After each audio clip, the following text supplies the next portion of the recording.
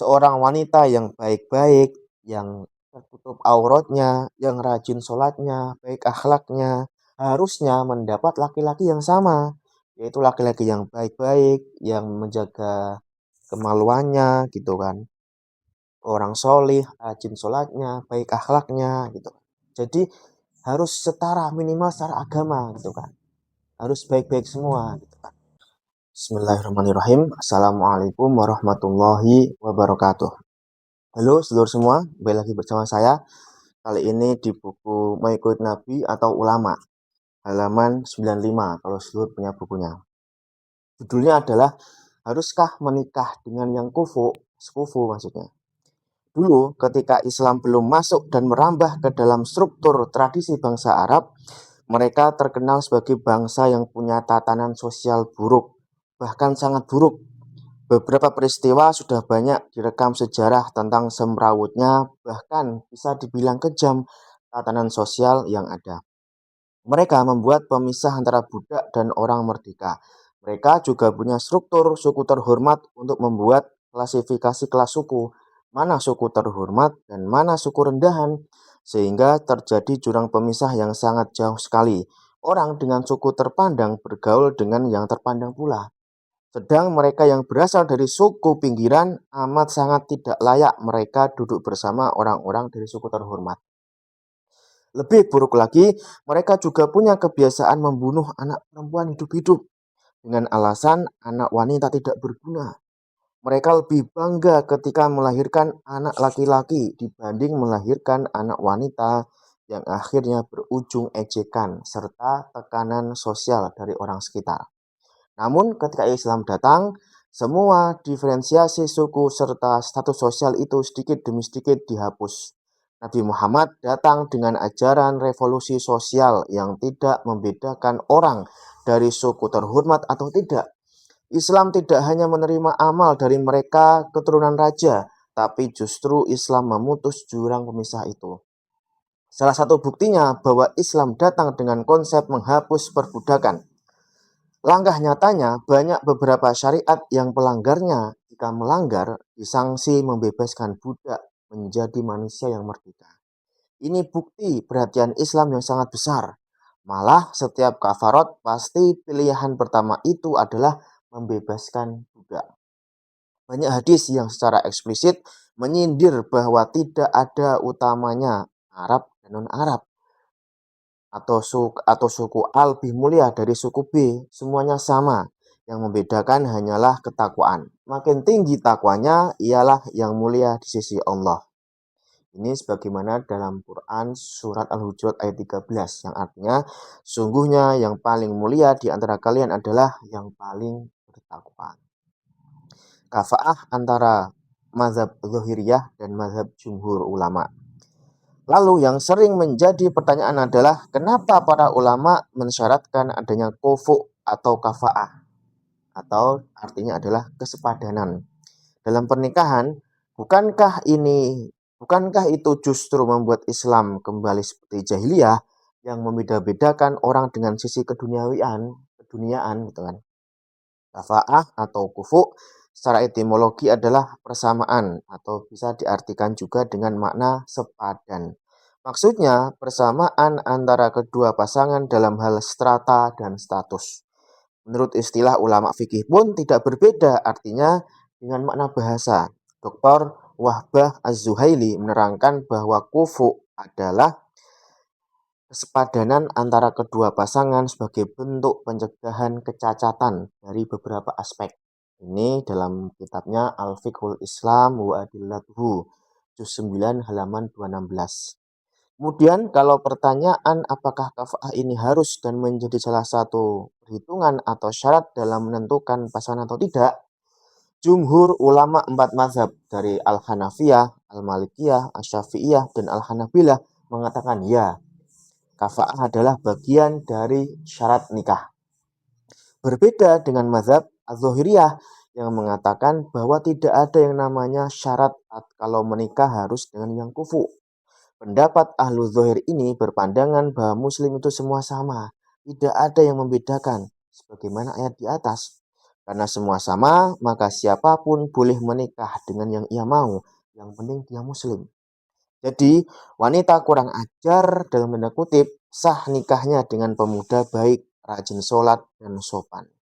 Begitu juga sebaliknya, laki-laki mata belang, tanda kutip, asalkan muslim, sah buat dia menikahi wanita solehah yang menjaga auratnya dan terjaga pandangannya. Karena memang yang menjadi patokan ialah muslim atau tidak.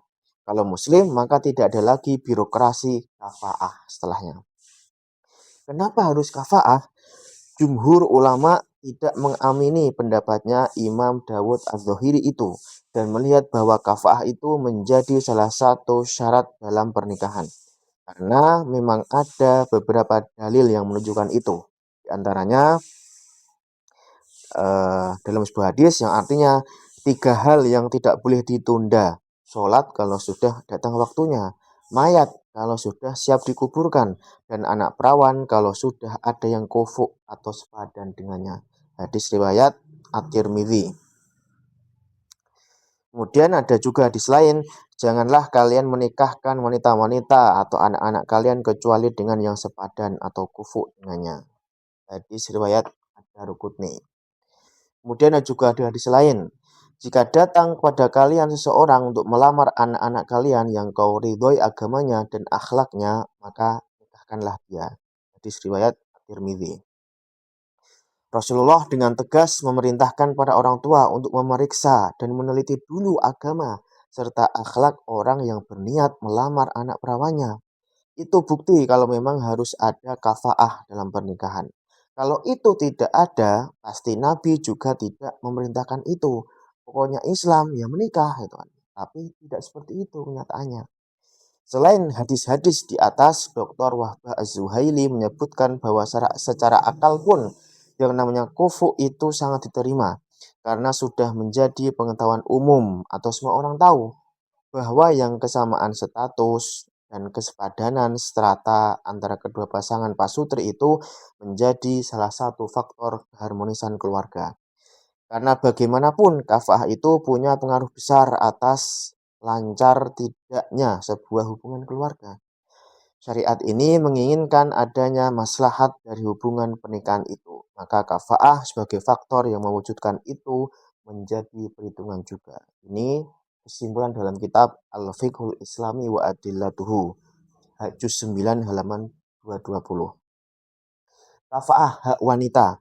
Karena itu jumhur ulama mengatakan bahwa kafaah menjadi tuntutan pihak laki-laki, bukan pihak wanita. Artinya laki-laki yang harus menyepadankan dirinya kepada wanita, bukan sebaliknya. Karena memang laki-laki tidak pernah mempermasalahkan status rendah istrinya. Berbeda dengan wanita dan keluarga yang mempermasalahkan status pria kalau ia lebih rendah. Dr. Wahbah Az-Zuhaili menambahkan bahwa yang namanya wanita terhormat sulit untuk hidup bersama laki-laki yang rendah derajat sosialnya. Berbeda dengan lelaki yang bisa hidup dengan wanita mana saja tanpa tahu rendah atau tinggi derajatnya. Di samping itu, upaya ini adalah bentuk proteksi syariah guna menjaga kemuliaan wanita agar tidak terkotori dengan dipasangkan laki-laki tanpa kualifikasi yang jelas. Aspek-aspek kafaah. Namun ulama yang mensyaratkan kafaah ini juga berselisih pendapat tentang aspek-aspek apa saja yang menjadi perhitungan dalam konsep kafaah ini. Yang pertama, mazhab Imam Malik hanya mensyaratkan aspek ad-din saja dalam konsep kafaahnya. Ad-din itu berarti agama, namun bukan asal Islam. Tapi yang dimaksud dalam mazhab ini ialah Islam yang berstatus adil atau tidak fasik. Fasik dalam pandangan ulama fikih ialah mereka yang melakukan dosa besar walau sekali atau ditambahkan dalam pendapat minoritas mengerjakan dosa kecil tapi berkali-kali. Artinya, dalam mazhab ini seorang wanita baik-baik yang tertutup auratnya, rajin sholatnya, baik akhlaknya, mestinya mendapat laki-laki yang baik Islamnya. Bisa dikatakan seorang ustadz atau orang yang terkenal soleh atau minimal orang yang sama kesolihannya dengan si wanita. Apapun profesinya, yang penting Islamnya baik. Jadi laki-laki nakal, dalam tanda kutip, tidak boleh dipasangkan dengan santriwati yang solihah dan terjaga. Yang kedua, mazhab Al-Hanafiyah, Asy-Syafi'iyah, dan Al-Hanabilah. Selain aspek agama, mereka menambahkan beberapa aspek lainnya yaitu ad-din, agama, al-hurriyah, bebas atau merdeka, an-nasab, keturunan, al-hirfah, profesi atau strata sosial. Nah, kita bahas rinciannya. Al-hurriyah, bebas atau merdeka. Aspek agama sebagaimana yang dijelaskan oleh Imam Malik dan aspek hurriyah sudah tidak menjadi permasalahan karena memang perbudakan sudah tidak ada. Setidaknya di negeri kita Indonesia, semua orangnya adalah orang merdeka. Yang kedua, an-nasab atau keturunan. Sedangkan aspek nasab memang dalam struktur sosial Indonesia agak rancu. Berbeda dengan bangsa Arab yang memang punya struktur kehormatan. Mana suku yang terhormat dan mana yang rendahan. Di Indonesia tidak ada suku yang lebih baik dari suku lainnya karena memang semuanya dalam satu strata yang sama. Suku Sunda tidak lebih baik dari Betawi, Batak tidak lebih buruk dari Jawa, semuanya sama, tidak ada yang saling mengungguli. Semua orang bangga dengan sukunya masing-masing, itu pasti. Tidak ada orang Betawi yang kemudian menyesal karena angan-angannya menjadi Sunda, dengan asumsi bahwa Sunda lebih baik, tidak ada. Lalu kalau ukuran itu tidak ada, bagaimana cara mengukur nasab ini? Imam Al-Ghazali punya penjelasannya, dikutip oleh Imam Asy-Syirbini dalam kitabnya Mughnil Muhtaj juz 4 halaman 276. Beliau Al-Ghazali mengatakan bahwa kemuliaan nasab itu dilihat dari tiga hal. Yang pertama, keturunan atau nasab yang sampai kepada Nabi Muhammad SAW, keluarga Nabi dan keturunannya. Itulah nasab nomor satu yang paling tinggi. Yang kedua, keturunan para ulama, itu strata kedua setelah keturunan Nabi Shallallahu Alaihi Wasallam. Karena ulama adalah ahli waris para nabi. Yang ketiga, keturunan para orang soleh atau ahli hikmah. Dengan demikian, sebagaimana penjelasan Imam Al-Ghazali, wanita keturunan Rasulullah mestinya bersanding dengan lelaki yang punya keturunan sama. Dan wanita yang mempunyai darah ulama dalam dirinya, dia boleh menolak laki-laki yang bukan dari keturunan ulama. Karena memang lelaki yang kufu baginya itu antara keturunan ulama atau yang di atasnya, yaitu keturunan silsilah Rasulullah SAW. Dan juga demikian, perempuan keturunan orang soleh, lagi ahli hikmah, tidak sepantasnya disandingkan dengan anak pejabat yang jauh dari nilai agama dan kesolehan. Al-hirfah, profesi atau strata sosial. Al-hirfah disebut juga dengan istilah lain yaitu syi'anah, yang artinya sama, profesi. Artinya memang dalam tatanan sosial, profesi menjadi instrumen yang membentuk status sosial seseorang. Seorang pegawai negeri tentu lebih terhormat dalam masyarakat dibanding petugas keamanan kompleks. Begitu juga juragan, jauh lebih terpandang dibanding pedagang pasar biasa. Jadi dalam aspek ini, wanita yang berprofesi menengah mestinya dipinang oleh laki-laki yang berprofesi lebih tinggi atau minimal sama. Bagaimana kalau mereka tidak berprofesi? Maka profesi orang tuanya yang dilihat. Anak juragan mengambil posisi terhormat ayahnya dalam hal kafah ini. Yang datang pun mestinya anak pejabat atau minimal sama-sama anak juragan. Salah satu aspek yang menjadi perhitungan juga adalah al-yasar atau al-ghina atau kekayaan. Akan tetapi ini hanya milik mazhab al-Hanafiyah saja, tidak yang lain. Nah, ini dalam kitabnya Bada'i'us Shana'i juz 2 halaman 319. Kafa'ah syarat sah nikah. Lalu yang menjadi permasalahan, apakah jenis syarat dalam kafa'ah ini, apakah ia syarat sah nikah? Di mana pernikahan menjadi batal kalau tidak adanya kesepadanan antara kedua mempelai atau syarat apa? Ulama yang mensyaratkan kafa'ah ternyata tidak mengkategorikan kafa'ah itu sebagai syarat sah nikah. Tapi kafa'ah ini masuk dalam kategori syarat luzum, yaitu syarat yang membolehkan pihak wanita atau walinya mengajukan pembatalan nikah kalau memang pasangan pria ternyata tidak kufuk dan si wanita tidak meridhoi. Sama seperti cacat fisik atau aib badan yang mana aspek tersebut menjadi salah satu faktor bolehnya pernikahan itu difasakh atau dibatalkan jika memang salah satunya tidak meridhoi adanya aib itu. Jadi, pernikahan yang tidak ada kafaah di dalamnya tetap dinyatakan sah, tidak batal. Hanya saja si wanita punya hak untuk mengajukan ke hakim guna memfasakh atau membatalkan akad nikahnya. Kalau memang ia tidak meridhoi kekurangan yang ada pada pihak laki tersebut. Kalau memang si wanita yang terhormat dan dari keluarga terpandang itu rela dan ridho dinikahi laki-laki yang lebih rendah derajatnya dari dia dan keluarga, ya pernikahan itu sah-sah saja. Dan alangkah bijaknya jika para wanita serta para wali wanita tidak memberatkan para calon pelamar anak-anak mereka. Wallahu a'lam. Jadi begini lor, ini adalah pembahasan terkait dengan pernikahan. Apakah harus dengan yang sekufu? Sekufu itu yang sepadan, setara gitu ya. Jadi memang dulu ketika Islam turun di Arab, mereka ini bangsa Arab sudah terkenal dengan tatanan sosial yang buruk. Tradisinya, budayanya itu buruk sekali gitu kan. Sangat buruk gitu kan. Contohnya adalah ada kasta dalam suku gitu kan. Ada suku yang terhormat, ada suku yang rendahan gitu kan. Ada suku yang istilahnya bintang 5, ada suku yang bintang 1 gitu. Jadi ada kasta dalam suku itu.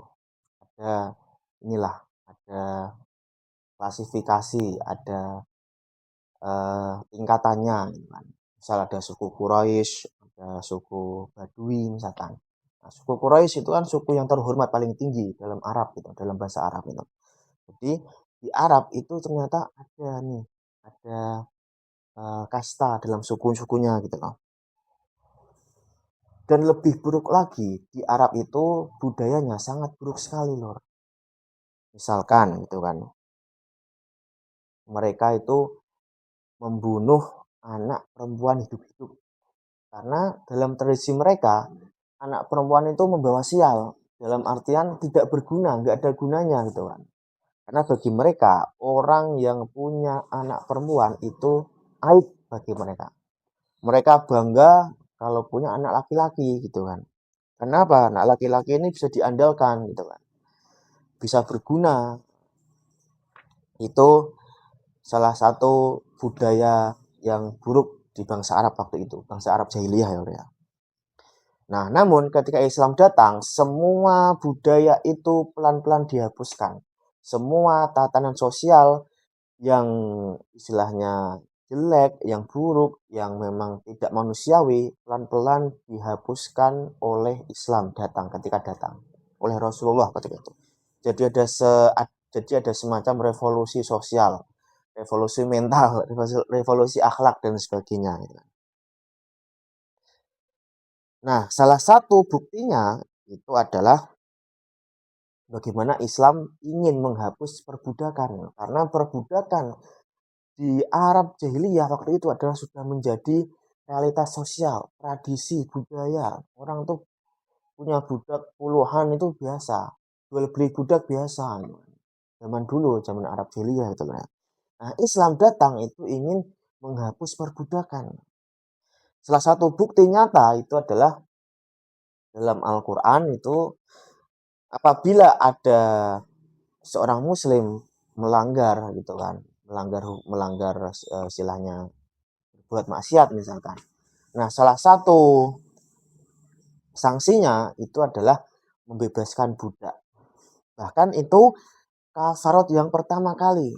Jadi ada misalkan orang bermaksiat, misalkan berhubungan suami istri di bulan Ramadan itu. Itu kafaratnya itu nomor 1 adalah membebaskan budak. Kalau tidak bisa, nomor 2 itu puasa 2 bulan berturut-turut. Kalau tidak bisa lagi, nomor 3 memberi makan 60 orang miskin. Jadi orang yang berbuat maksiat dalam Islam yang kategorinya berat gitu kan, itu salah satu sanksinya itu yang pertama adalah membebaskan budak. baru yang lain. Itu bukti nyata bahwasanya Islam itu punya spirit untuk menghilangkan perbudakan di dunia ini. Sekarang udah nggak ada perbudakan loh. Dulu masih ada zaman Rasulullah gitu. Bahkan dalam Al-Quran juga sama. Kalau di Arab dulu ada superioritas apa namanya suku, apa namanya suku ya, suku ada tingkatan suku, ada apa namanya kasta dalam suku, suku terhormat, suku rendahan, suku atas, suku bawah, suku bintang 5, bintang 1 itu ada. Al-Quran jelas mengatakan dalam Al-Hujurat ayat dalam surat Al-Hujurat ayat 13 bahwasanya orang yang paling mulia di sisi Allah itu adalah orang yang paling bertakwa. Nah, ini adalah konsep kesetaraan. Tidak ada orang yang paling mulia dari aspek suku, aspek apa latar belakang, aspek profesi gitu kan.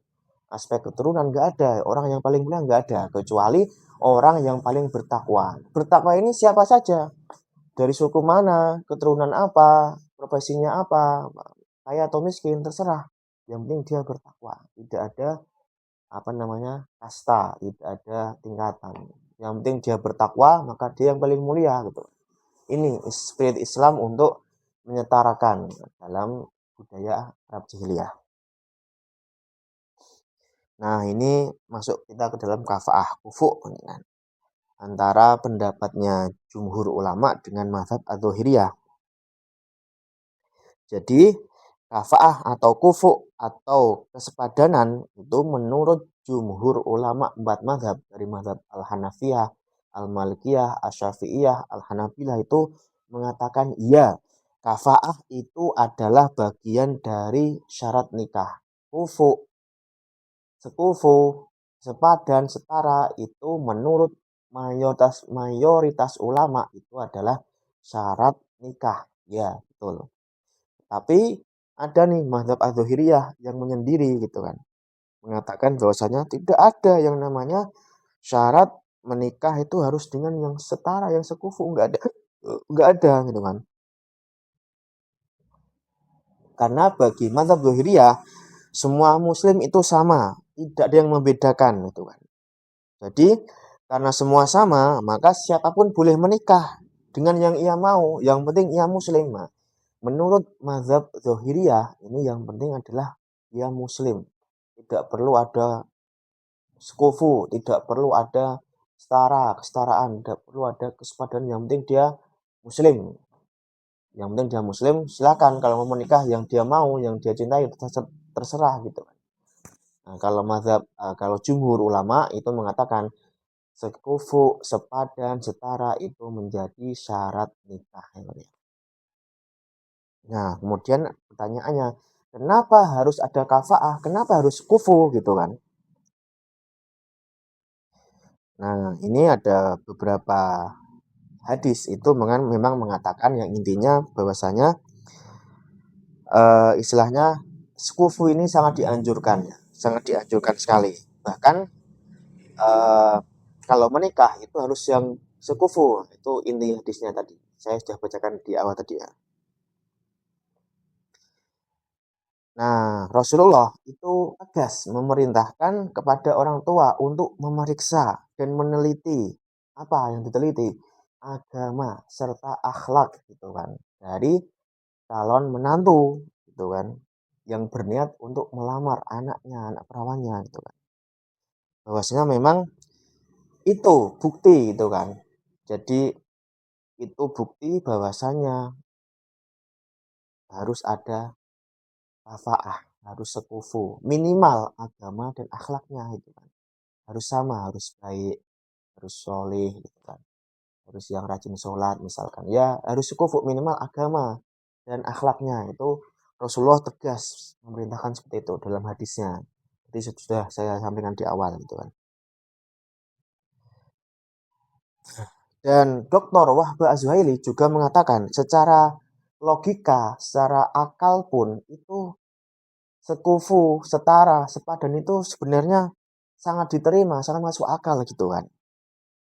Dan sudah menjadi pengetahuan umum gitu loh, bahwasanya kesamaan status, kesamaan strata sosial, kesamaan agama, kesamaan akhlak itu sudah menjadi apa ya? Ya make sense itu, masuk akal, rasional gitu kan. Itu secara akal, secara logika ya, apalagi secara agama gitu loh, secara din gitu loh. Kemudian selanjutnya kafah itu hak wanita. Jadi memang menurut jumhur ulama mengatakan bahwa kafah itu menjadi tuntutan pihak laki-laki, bukan pihak wanita. Maksudnya adalah laki-laki nih yang harus menyetarakan, harus menyepadankan dirinya kepada wanita, bukan sebaliknya. Karena memang laki-laki tidak pernah mempermasalahkan status rendah istrinya. Berbeda dengan wanita dan keluarganya yang mempermasalahkan status pria kalau ia lebih rendah. Jadi menurut jumhur ulama yang menjadi tuntutan kafaah itu laki-lakinya harus harus menyesuaikan dengan istrinya gitu loh. Karena laki-laki itu cenderung tidak mempermasalahkan status istrinya, entah itu dari mana terserah gitu. Tapi berbeda dengan wanita dan keluarganya, karena kan yang menerima lamaran kan perempuan dan keluarganya. Biasanya mereka tuh mempermasalahkan status prianya, entah itu status sosial, pendidikan, pekerjaan, agama dan sebagainya itu. Bahkan Dr. Wahbah Zuhaili menambahkan bahwa yang namanya wanita terhormat itu sulit untuk hidup bersama dengan laki-laki yang rendah derajat sosialnya. Berbeda dengan laki-laki yang memang bisa hidup dengan wanita siapa saja, mana saja, tanpa mempedulikan rendah atau tinggi sosialnya, derajatnya. Jadi memang wanita itu kadang kalau dia sudah tinggi status sosialnya itu dia juga melihat laki-laki juga sama, harus minimal setara sama dia gitu kan, nggak bisa kalau lebih rendah dari dia. Itu rata-rata ya, mayoritas ya, mungkin ada pengecualian ya, itu adalah di luar pembahasan ini. Nah ini masuk kita ke dalam aspek-aspek kafaah. Jadi aspek-aspek kafaah ini ada dua golongan mazhab. Yang pertama mazhab Imam Malik atau Al-Malikiyah. Dalam mazhab ini hanya mensyaratkan aspek ad-din dalam konsep kafaahnya, agama saja. Ad-din itu berarti agama, tapi bukan asal Islam, bukan asal Muslim, bukan asal dia seorang Muslim, tidak. Maksud ad-din di sini adalah yang berstatus adil dan tidak fasik gitu kan. Ya, ini adil dan tidak fasik. Fasik itu apa? Fasik itu menurut ulama fikih adalah orang yang melakukan dosa besar walau sekali, atau ada juga yang mendefinisikan orang yang mengerjakan dosa kecil tapi berkali-kali, itu fasik. Jadi adil menurut mazhab Malikiyah itu yang adil dan tidak fasik gitu loh. Jadi tidak asal Muslim. Kalau Muslim tapi fasik, tidak adil, ya itu menurut mazhab Malikiyah tidak masuk adil. Dia hanya Islam saja tapi tidak mengerjakan ajaran Islam. Ada kan orang Muslim tapi masih maksiat jalan gitu kan, korupsi jalan, zina jalan, banyak seperti itu. Nah ini nggak masuk kategori adil menurut Imam Malik atau mazhab Malikiyah. Adil itu harus Muslim tapi yang adil dan tidak fasik gitu loh. Jadi menurut mazhab ini, seorang wanita yang baik-baik, yang tertutup auratnya, yang rajin sholatnya, baik akhlaknya, harusnya mendapat laki-laki yang sama, yaitu laki-laki yang baik-baik, yang menjaga kemaluannya gitu kan.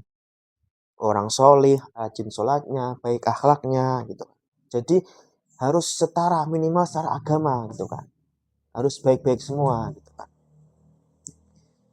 Itu menurut mazhab Imam Malik. Nah, kemudian golongan kedua dari mazhab Al-Hanafiyah, Asy-Syafi'iyah, dan Al-Hanabilah ini mengatakan, jadi ada 4 aspek kafaah atau kufu itu. Yang pertama adalah ad-din atau agama. Yang kedua al-hurriyah, bebas atau merdeka. bukan budak. Yang ketiga, an-nasab, keturunan. Yang keempat, al-hirfah, profesi atau strata sosial. Nah, kita ada satu-satu. Al-hurriyah, tadi adin sudah dibahas ya. Itu adin dalam artian dia adil dan juga tidak fasik. Nah, kita bahas al-hurriyah, bebas atau merdeka. Ini adalah bukan budak ya ora. Jadi kenapa ada aspek al-hurriyah? Karena dulu zaman Nabi itu masih ada perbudakan gitu kan. Jadi kalau ingin menikah harus sekufu, harus yang tidak budak, harus merdeka. Sama-sama merdeka, tidak jadi budak, bebas gitu kan. Karena sekarang sudah tidak ada perbudakan ya, insya Allah semuanya merdeka gitu kan. Tidak ada yang jadi budak lagi, sama-sama merdeka bebas. Karena kita an-nasab, keturunan.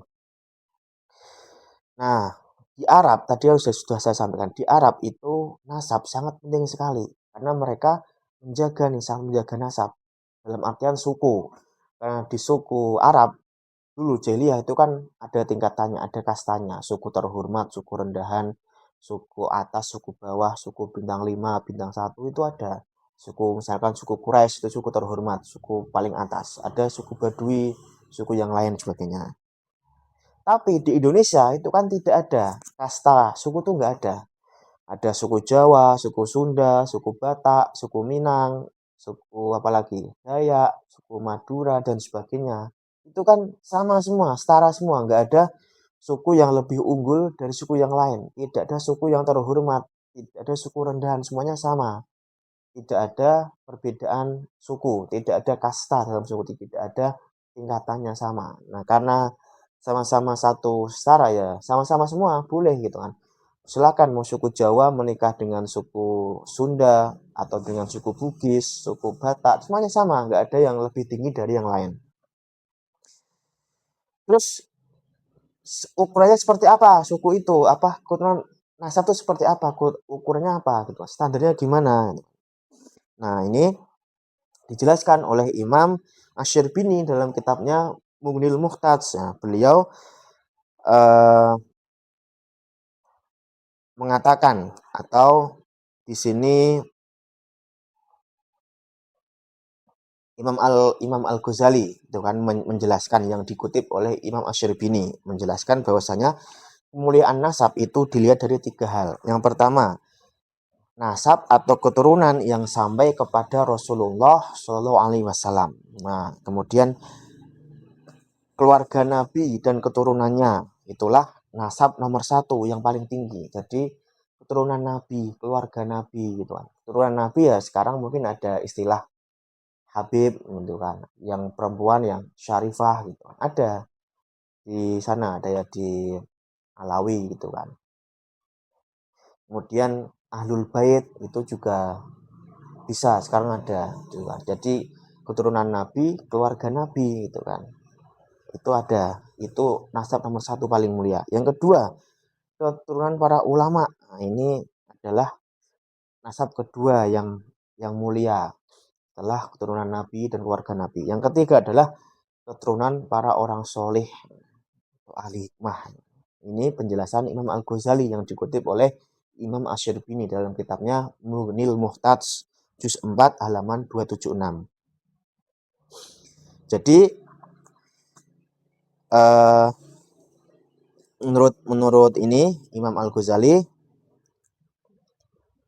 wanita yang mempunyai keturunan sampai pada Rasulullah atau keluarga Nabi, Ahlul Bait itu lebih baik sebaiknya itu kan. Juga menikah dengan yang punya keturunan sama, keturunan Nabi. Berarti ada Habib menikah dengan Syarifah itu ya biasa karena memang mereka sama-sama keturunan Nabi gitu kan. Yang terbukti loh ya, bukan yang mengaku saja, yang terbukti Habib, yang terbukti Syarifah ada dokumennya. Tidak yang mengaku-ngaku saja. Kemudian selanjutnya kalau dia ini keturunan ulama, kalau di Indonesia ya keturunan kiai, keturunan gus, ustadz, ya ulama lah. Ya dia sebaiknya juga menikah dengan orang yang sama-sama keturunan tadi ulama gitu, untuk menjaga ini ya, menjaga kebaikan.